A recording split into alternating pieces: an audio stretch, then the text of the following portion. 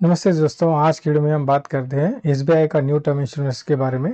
SBI ने SBI life जो है एक new term insurance fund launch किया है जिसका नाम है ई शील्ड नेक्स्ट। इस पॉलिसी में प्योरली टर्म इंश्योरेंस आपको दिया जाता है। तो इस पॉलिसी में हम आज देखेंगे इस पॉलिसी में आपको क्या क्या डेथ बेनिफिट ऑप्शंस दिए गए हैं और क्या पॉलिसी के की features and premium payment term क्या है। तो इस पॉलिसी में आपको किस प्रकार से आप पॉलिसी परचेस कर सकते हो या इस पॉलिसी में क्या क्या बेनिफिट्स आपको दिए जाते हैं, तो उसके बारे में बात करते हैं। तो सबसे पहले मैं आपको इस पॉलिसी बारे में जो बताना चाहता हूँ, तो इस प्लान में जो भी एलिजिबिलिटी क्राइटेरिया जो पहले देखना ज़रूरी होता है, आप एक बार चेक कर लीजिए इसके लिए। इस पॉलिसी में बेसिकली दो प्रकार के ऑप्शन, तीन प्रकार के डेथ बेनिफिट ऑप्शन दिए जाते हैं। Life cover, increasing cover and level cover with the future proofing benefits. ये तीनों बेनिफिट्स में कोई भी आप वन चूज करके पॉलिसी को कंटिन्यू कर सकते हो। ठीक है, ये ऑप्शनल बेनिफिट्स है, इसमें से कोई भी एक बेनिफिट्स आप ऐड करके पॉलिसी को एनरोल हो सकते हो। सेकंड चीज है एज क्राइटेरिया। मिनिमम एज आपका होल लाइफ पॉलिसी आप खरीदना चाहते हो तो 45 ईयर्स मिनिमम एज आपका होना चाहिए, या फिर other than whole life policy अगर लेना चाहते हो तो आपका एज 18 ईयर्स से ज़्यादा 18 ईयर्स मिनिमम होना चाहिए। तो आप पॉलिसी में लाइफ कवर, इंक्रीजिंग कवर और level cover with the future proofing benefit लेते हैं तो आपका जब एज लेने का मैक्सिमम एज 65 ईयर्स आपका है या 65 से कम है तो आप एलिजिबिलिटी हो जाते हो लेने के लिए। मैक्सिमम ये मिनिमम एज है। और रेगुलर प्रीमियम का अगर पॉलिसी आप लेते हो तो मैक्सिमम एज एंट्री आपका जो 60 ईयर्स होना चाहिए। फॉर बेटर ऑफ बेनिफिट्स लेने के लिए आपको 55 ईयर्स का ईयर होना चाहिए। तो ये better of benefits, level of cover, increasing cover, ये क्या होता है आगे हम डीपली डिस्कस करते हैं। और तीसरी चीज़ है मैक्सिमम एज एंट्री। जब पॉलिसी आप खरीदते हो तो आपका पॉलिसी जो भी आप पॉलिसी टर्म डिसाइड करते हो तो आपका एज मैक्सिमम 85 ईयर्स तक आपका ये पॉलिसी आपको कवरेज प्रोवाइड करता है। अगर आप होल लाइफ का कवर लेते हैं तो आपका एज का 100 ईयर्स तक ये आपको कवर देता है। अदर देन होल लाइफ अगर आप लेते हो तो आपका एज का 85 ईयर्स तक आपको ये सपोर्ट करता है।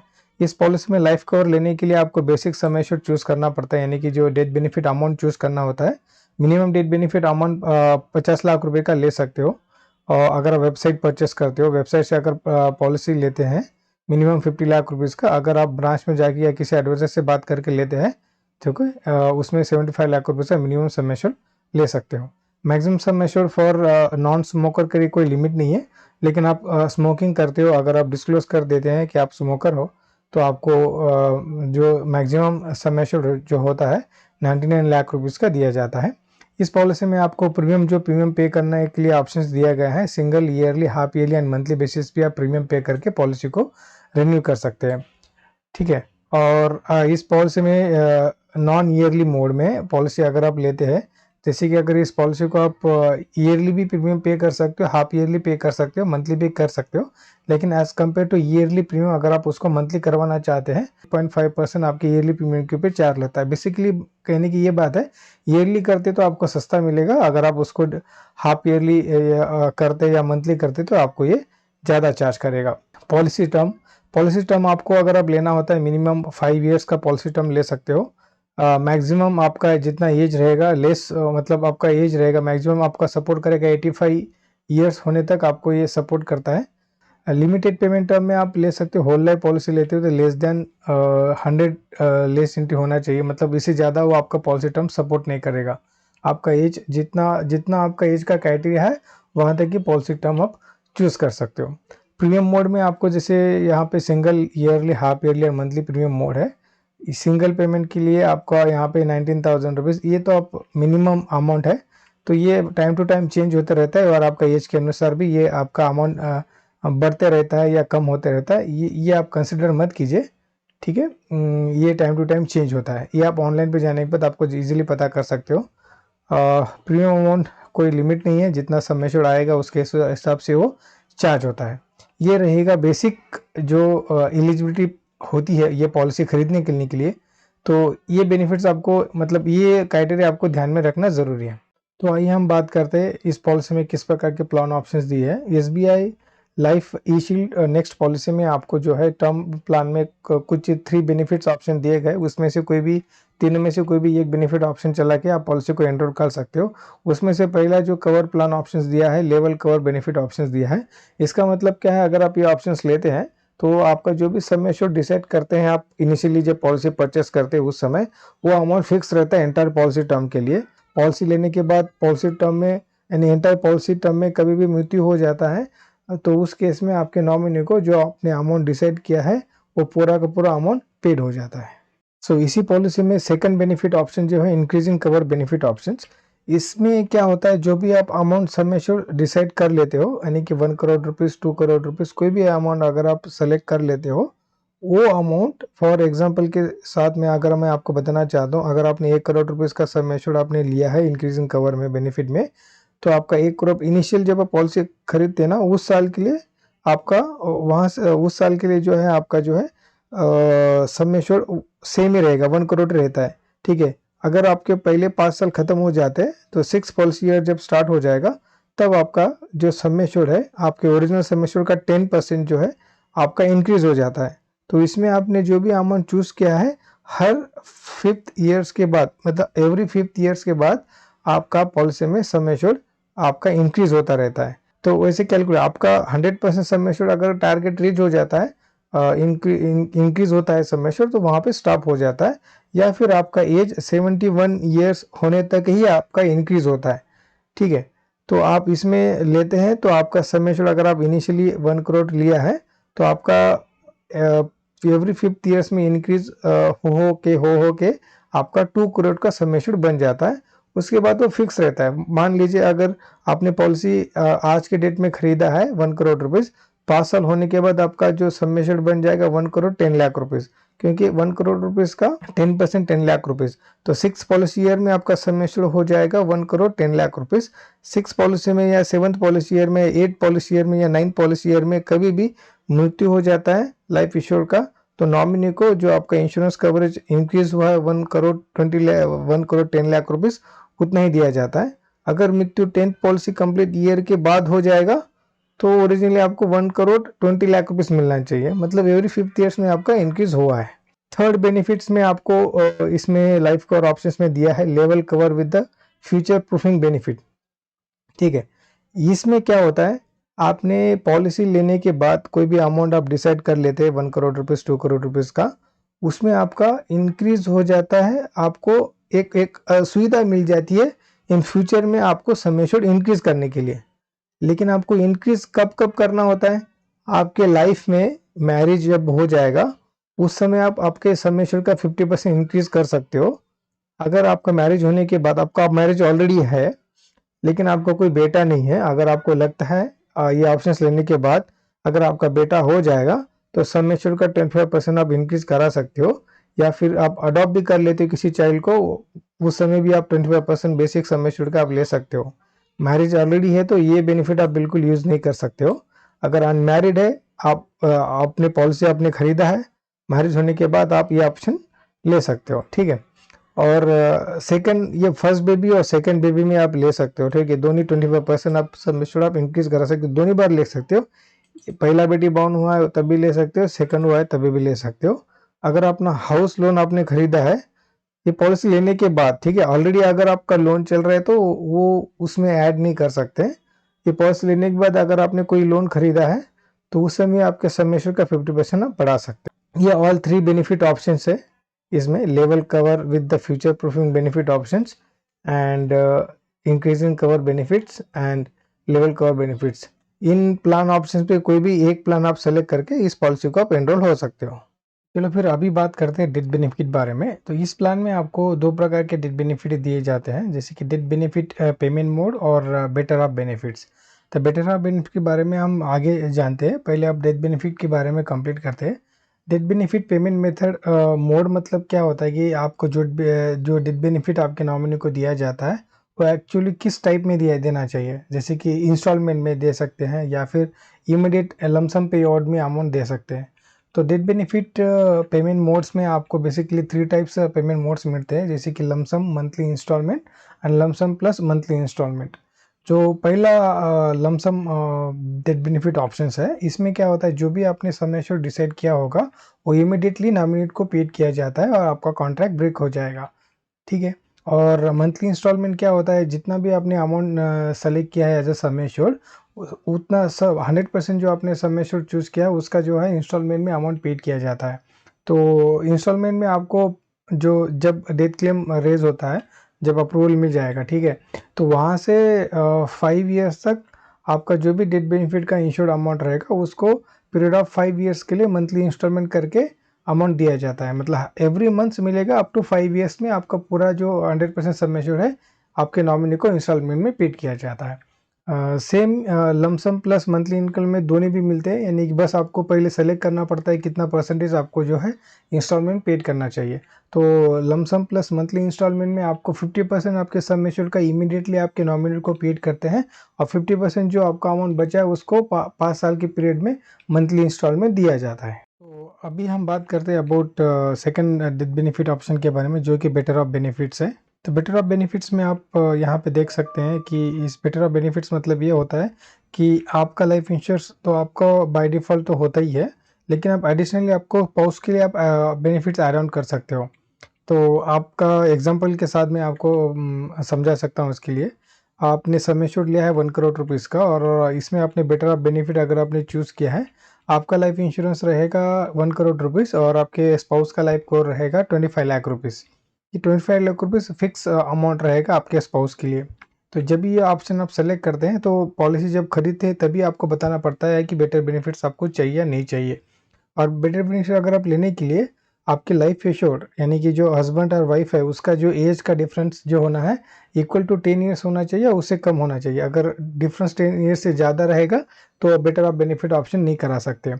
तो इस केस में क्या होता है, अगर पॉलिसी रनिंग में है, पॉलिसी चल रही है, अगर आपका मृत्यु हो जाता है तो उस केस में आपको जो सम एश्योर्ड अगर आपने 1 करोड़ लिया है तो 1 करोड़ रुपीज़ आपके नॉमिनी को पेड किया जाता है, और उसके साथ आपका स्पाउस का कवर चलता रहेगा।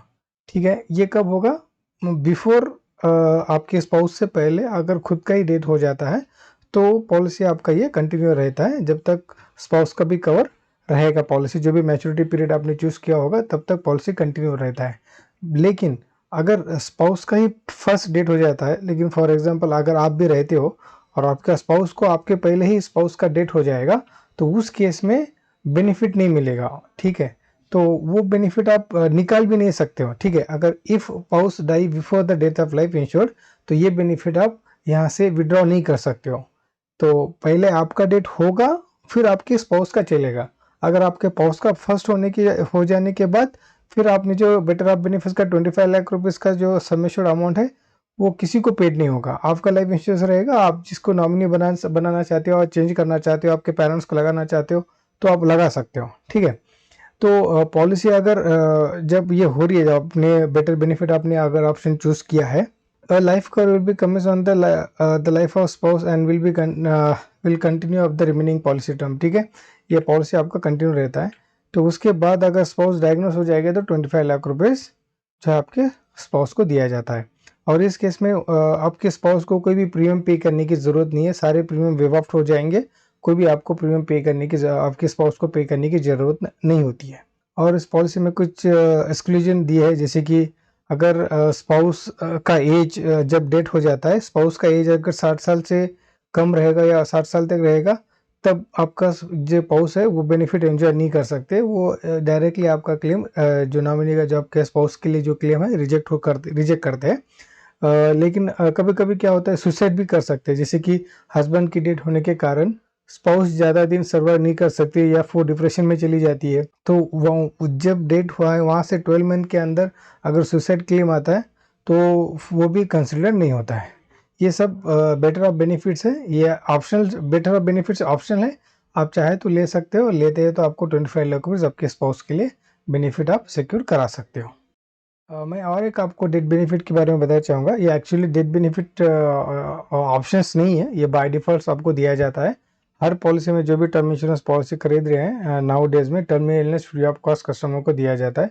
टर्मिनल इलनेस का मतलब ये है, अगर आप किसी डिसीज़ की वजह से आप डायग्नोस होते हो और आपका हेल्थ का कंडीशन बहुत क्रिटिकल हो जाता है, अगर आपके बचने की कोई भी संभावना नहीं है, आपका डॉक्टर कंफर्म कर लेता है कि ये पेशेंट की हालत बहुत ख़राब है और ज़्यादा से ज़्यादा 2-3 महीने तक जी सकता है, ऐसा सर्टिफिकेशन अगर डॉक्टर से आप लेते हैं और क्लेम करते हैं तो आपके नॉमिनी को आपका डेट होने से पहले ही जितना 2-3 महीने का टाइम रहता है, तभी जो आप क्लेम करते कि ऐसा भी बीमारी हुआ है, उनको पैसे की ज़रूरत है, आप क्लेम करने के बाद आप बेनिफिट जो है 2 करोड़ मैक्सिमम होता है। अगर आपने सम एश्योर्ड 3 करोड़ लिया है तो 2 करोड़ ही मैक्सिमम मिलता है।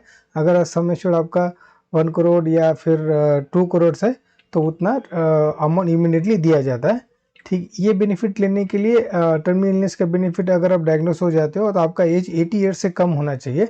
80 ईयर्स के बाद ऐसे कोई बीमारी होती है तो टर्मिनल इलनेस का बेनिफिट आप इसमें नहीं ले सकते हो। तो टर्मिनल इलनेस बेनिफिट लेने के लिए भी ऑप्शंस वही ऑप्शन है जो डेथ बेनिफिट ऑप्शन में lump sum pay out, monthly instalment pay out, lump sum plus monthly instalment, इन तीनों मोड में से कोई भी आप मोड चूज करके टर्मिनल इलनेस का बेनिफिट आप एंजॉय कर सकते हो। चलिए फिर अभी हम कुछ अदर बेनिफिट के बारे में बात करते हैं। तो इस पॉलिसी में आपको 2 प्रकार के राइडर दिए जाते हैं, accident death benefit and accident total permanent disable benefit. इन दोनों में से कोई भी आप ऐड कर सकते हो, ऑप्शनल है। अगर आप चाहे तो आप पॉलिसी का इंश्योरेंस एनहांस करा सकते हो। अगर आपने एक्सीडेंट बेनिफिट लेना चाहते हो, एक्सीडेंट बेनिफिट राइडर मतलब ये है कि आपका एडिशनल सम एश्योर्ड आप पॉलिसी में ऐड कर सकते हो। अगर मृत्यु एक्सीडेंट के कारण होता है तो उस केस में एडिशनल सम एश्योर्ड अगर आपने राइडर का बेनिफिट डाला है 1 करोड़ रुपीज़, तो आपके सम एश्योर्ड का 1 करोड़ रुपीज़ और राइडर का 1 करोड़ रुपीज़ आपके नॉमिनी को पेड किया जाता है। ठीक है, ये ऑप्शन अवेलेबल है। और इसमें जो सम एश्योर्ड अगर आप लेते हैं 1 करोड़ रुपीज़ और आपका sum assured normal insurance cover 1 crore rupees है, तो ये दोनों का मिला के 2 करोड़ हो जाएगा। लेकिन जो एडिशनल 1 करोड़ रुपीज़ के लिए राइडर के लिए अमाउंट आप दे रहे हो, वो बहुत ही कम अमाउंट चार्ज करेगा। आपको बहुत ही कम रहता है, बहुत ही कम। ये अच्छा ऑप्शन से आप चाहे तो ऐड ऑन करा सकते हो। बहुत ही कम अमाउंट में आपको एडिशनल 1 करोड़ रुपीज़ का इंश्योरेंस मिलेगा। लेकिन मृत्यु जो है आपका एक्सीडेंट के कारण ही होना चाहिए, तभी ये अवेलेबल है। सो वैसे ही डिसेबिलिटी का भी बेनिफिट है, accident total and permanent disability benefit. अगर एक्सीडेंट होता है और एक्सीडेंट होने के बाद मृत्यु नहीं होता है, लेकिन कुछ हाथ फ्रैक्चर हो जाता है, फ्रैक्चर मतलब डिसेबल हो जाता है, परमानेंटली कुछ डैमेज हो जाता है, ठीक है, अपाइज हो जाता है, हैंडीकैप हो जाता है, उस केस में ये बेनिफिट ले सकते हैं। ठीक है, तो ये 2 राइडर से ऐड ऑन करा सकते हो आप। और ये राइडर अगर ऐड ऑन कराते हैं तो इस पॉलिसी का जो प्रीमियम है, राइडर का प्रीमियम आपकी ओरिजिनल पॉलिसी का 30% से ज़्यादा नहीं होना चाहिए। ठीक है, और यहाँ पे अगर आप पॉलिसी को इस पॉलिसी में से राइडर से हटाना चाहते हो, अगर आपको लगता है आपने डाल दिया लेकिन आपको नहीं चाहिए, तो जो भी एनिवर्सरी आएगा उससे 2 महीने पहले आप एडवांस में नोटिस पीरियड देके इसको आप कैंसिल भी कर सकते हो। अगर आपने बेटर ऑफ बेनिफिट लिया है तो ये राइडर का बेनिफिट्स में पॉलिसी में आप स्पाउस के लिए राइडर बेनिफिट अलाउड नहीं है। ठीक है, ये राइडर अवेलेबल नहीं है आपके स्पाउस के लिए अगर आप ऐड ऑन करवाते हैं। कुछ अदर फीचर्स मैं बताना चाहता हूँ आपको, जैसे कि guest period. Guest period policy में आपको 30 डेज आपको, अगर आप ईयरली हाफ ईयरली पे कर रहे हैं तो आपको 30 डेज का गेस्ट पीरियड मिलता है, और 15 दिन अगर आप पॉलिसी को मंथली पे करते हैं। गेस्ट पीरियड बेसिकली होता क्या है, ड्यू डेट से आप एक्स्ट्रा टाइम ले सकते हो आपको पॉलिसी को रिन्यू करवाने के लिए, उसको गेस्ट पीरियड कहते हैं। रिवाइवल ऑफ द पॉलिसी, अगर पॉलिसी का रिवाइवल करना चाहते हैं, जैसे कि अगर आपने लिमिटेड पेमेंट लिया है और पॉलिसी लिमिटेड पेमेंट के बाद 2 साल के बाद आपका पॉलिसी पीड अप हो जाता है और उसको रिन्यू करना चाहते हैं, कुछ साल के बाद अगर आप उसको रिन्यू करना चाहते हैं, तो पॉलिसी रिन्यू करना चाहते हैं तो मिनिमम 5 इयर्स के प्रीमियम 5 इयर्स के अंदर ही आपको रिन्यू करना चाहिए। ऐसे नहीं कि पॉलिसी लिया आप 10 साल के बाद आएंगे तो चालू करना नहीं करा सकते। तो जब आप पॉलिसी लेते हैं जहाँ से प्रीमियम आपने पे नहीं किया है, विदिन 5 इयर्स के अंदर आप पॉलिसी को रिन्यू करा सकते हो before expire of policy maturity से पहले आप पॉलिसी को रिन्यू करा सकते हो। तो रिन्यू करने के लिए आपको कुछ मेडिकल की ज़रूरत पड़ती है, मेडिकल अभी आपका हो सकता है, और हो सकता है आपको लेट पेमेंट का पेमेंट भी आपको पे करना पड़ता है, और जितना साल आपने प्रीमियम पे नहीं किया वो सारा का सारा पे करके आप पॉलिसी को रिवाइवल करा सकते हो। इस पॉलिसी में आपको कोई लोन वगैरह मिलता नहीं है, कोई लोन फैसिलिटी अवेलेबल नहीं है। आप इस पॉलिसी में नॉमिनेशन एंड असाइनमेंट ऑप्शंस है। ठीक है, अगर आप पॉलिसी को असाइन करना चाहते हो किसी लोन इंस्टीट्यूट को, अगर आपने लोन चल रहा है और लोन वाले को आप सिक्योरिटी के पर्पज़ के लिए आप पॉलिसी को उनके नाम पे असाइन करा सकते हो, ये ऑप्शन अलाउड है। लेकिन ये डिपेंड करता है कि लोन इंस्टीट्यूट या लोन बैंक जो है आपका एक्सेप्ट करेगा नहीं करेगा। फिलिप पीरियड का भी बेनिफिट है, जैसे कि 30 डेज़ का फिलिप पीरियड है। अगर जब पॉलिसी अगर आपने ऑनलाइन ख़रीदा है तो आपके ईमेल पे या फिर आपको घर पे डॉक्यूमेंट्स 30 मिल जाते हैं, वहाँ से 30 डेज़ के अंदर अगर पॉलिसी का टर्म एंड कंडीशन या कुछ बेनिफिट आपको समझ में नहीं आ रहा है या कुछ मॉडिफिकेशन करवाना चाहते हैं, या आपने किसी से बाई किया लेकिन आपको गलत इंश्योरेंस बता दिया, या फिर रॉन्ग समय चूज़ किया है, रॉन्ग लाइफ इंश्योर डाल दिया है, तो उस केस में आप पॉलिसी को कैंसिल कर सकते हैं फ्रॉम द डे आपको पॉलिसी डॉक्यूमेंट्स ईमेल पे या फिर सॉफ्ट कॉपी अगर मिलेगा, अगर आपने ऑनलाइन खरीदा है।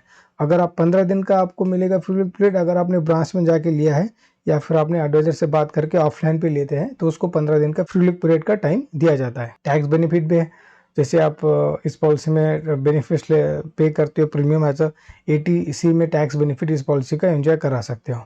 तो मैं आशा करता हूँ कि आपको ये वीडियो पसंद आएगा। Thank you.